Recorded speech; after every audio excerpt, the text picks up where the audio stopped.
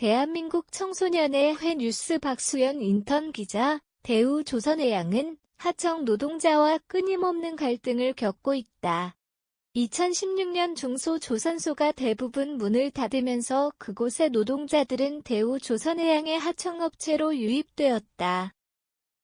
2019년 5월 10일 하청의 노동자들에게 성과금이 지급되지 않자 총궐기가 열렸다. 대우조선해양은 하청 노동자들에게 성과금을 지급할 것을 약속했다. 그러나 코로나19로 인해 경기 불황이 지속되자 상여금 550%가 400%로 400%가 0%로 차례로 삭감됐다. 2022년에도 대우조선해양은 하청 노동자들과 처우 문제로 인해 갈등을 겪었다. 이런 상황에서 조선하청지회는 대우조선해양의 하독 급사와 단체 교섭을 진행했다. 이들은 임금 30% 인상을 조건으로 내걸며 동시에 하청 구조에서 공정하지 않은 거래와 착취에 대해서 근본 대책을 세워야 한다고 주장했다. 그러나 대우조선해양은 하청에 지급하는 기성금을 3% 인상하는 것에서 그쳤다. 결국 양쪽의 입장 차이는 좁혀지지 않았고 대우조선해양의 하청 노동자들은 6월 2일부터 파업에 돌입했다.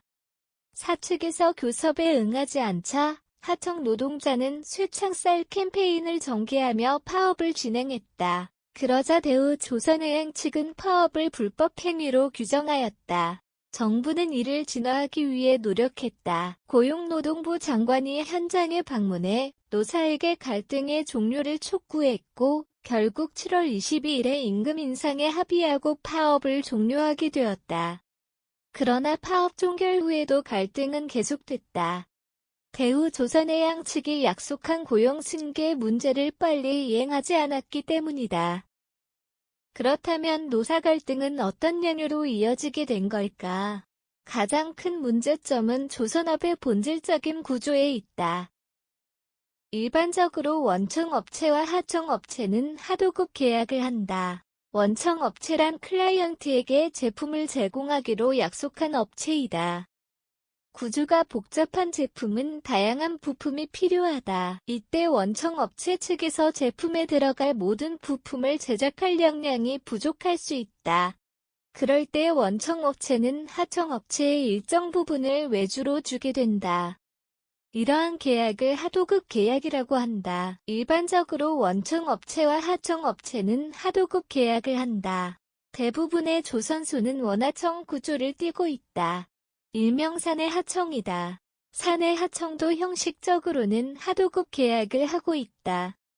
그러나 실상은 대기업이 위험을 하청업체에 돌리거나 인건비를 절감하기 위해 인력회사를 하나 가지고 있는 것에 가깝다. 또한 노동법상의 책임도 회피할 수 있다. 조선업의 경우 하도급 계약이 한 단계에서 이뤄지지 않는다. 배를 만드는 모든 과정이 대부분 하청 노동자에 의해 이뤄지고 있다. 그러나 하청업체는 원청보다 재정 상태가 좋지 않아 같은 일을 하더라도 임금을 적게 줄 수밖에 없다. 이렇듯 하청업체 노동자는 건조 과정의 대부분에 참여하고 있음에도 불구하고 근로계약을 맺지 않았기 때문에 불리한 처우를 감내할 수밖에 없다. 결국 문제 해결에 있어서 가장 중요한 것은 하도급 노동자에게 소속감을 심어주는 것이다. QWL 기법을 활용하여 하청업체에 권한을 부여하고 인사제도나 보상체계 등을 개편해 동기 유발을 촉진할 필요가 있다. 현재 대우조선해양은 인력난과 기업 성과 부진으로 공경에 처해 있다. 이를 극복하기 위해서 무엇보다 하도급체와의 소통이 중요할 것이다.